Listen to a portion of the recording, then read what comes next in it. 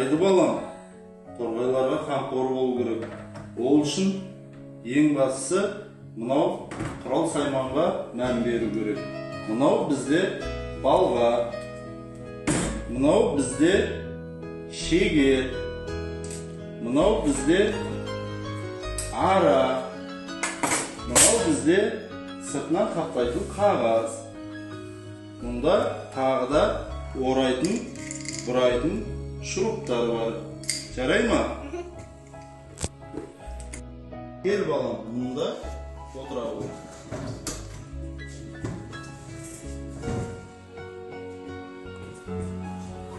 Мен мұнда қазір жасаймын, сен барлығына қарап отыр мұқият. Жарай ма? Мұнда алдымызды тазалап аламыз.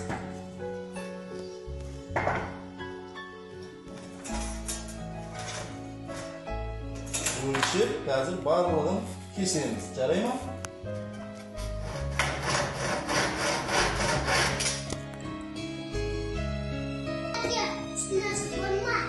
Әрине балам, үстін ұясы дайын болды. Бұл ұяны біткен соң біз есік алдында тұрған талға бекітеміз. Яғни қыс мезгілінде жылы жаққа ұшып кеткен құстар қайта өзімізге оралады. Бір апта уақытта наурыз айы.